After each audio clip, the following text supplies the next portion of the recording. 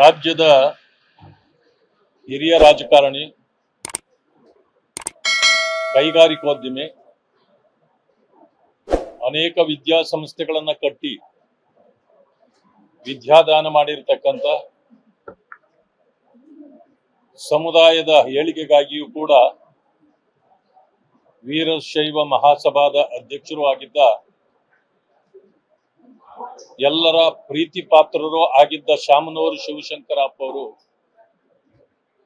ಇವತ್ತು ನಮ್ಮೆಲ್ಲರನ್ನು ಅಗಲಿದ್ದಾರೆ ಅಂತಕ್ಕಂಥ ವಿಷಯ ಕೇಳಿ ಅತೀವ ನೋವು ಉಂಟಾಗಿದೆ.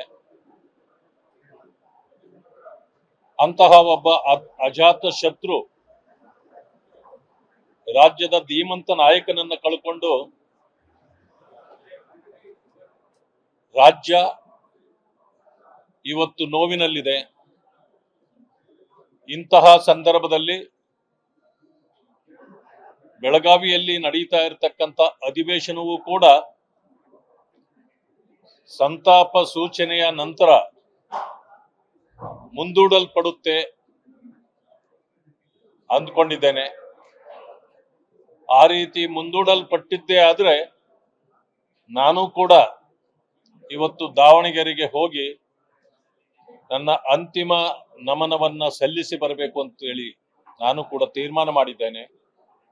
ಇದು ರಾಜ್ಯಕ್ಕಾಗಿರ್ತಕ್ಕಂಥ ನಷ್ಟ. ಇಂಥ ನಷ್ಟವನ್ನ ಭರಿಸಲಿಕ್ಕೆ ಭಗವಂತನು ಎಲ್ಲರಿಗೂ ಶಕ್ತಿಯನ್ನು ಕೊಡಲಿ, ಅವರ ಆತ್ಮಕ್ಕೆ ಶಾಂತಿ ಸಿಗಲಿ. ಒಟ್ಟಾರೆ ಅವರ ಅಗಲಿಕೆಯನ್ನ ಸಹಿಸಿಕೊಳ್ಳುವ ಶಕ್ತಿಯನ್ನ ಅವರ ಕುಟುಂಬಕ್ಕೆ ಭಗವಂತ ಕರುಣಿಸಲಿ ಅಂತೇಳಿ ನಾನಾದ್ರೂ ಪ್ರಾರ್ಥನೆ ಮಾಡ್ತೇನೆ. ನಮಸ್ಕಾರ. ಲೇಟೆಸ್ಟ್ ಹಾಗೂ ಇಂಟ್ರೆಸ್ಟಿಂಗ್ ಸುದ್ದಿಗಳಿಗಾಗಿ ಬಾಸ್ ಟಿವಿ ಕನ್ನಡ ಚಾನೆಲ್ನ ಸಬ್ಸ್ಕ್ರೈಬ್ ಮಾಡಿ. ಹಾಗೆಯೇ ಬೆಲ್ ಐಕಾನ್ ಪ್ರೆಸ್ ಮಾಡಿ. ಇದರ ಜೊತೆಗೆ ಫೇಸ್ಬುಕ್, ಇನ್ಸ್ಟಾಗ್ರಾಮ್, ಎಕ್ಸ್ ನಲ್ಲೂ ಮಿಸ್ ಮಾಡದೆ ಫಾಲೋ ಮಾಡಿ.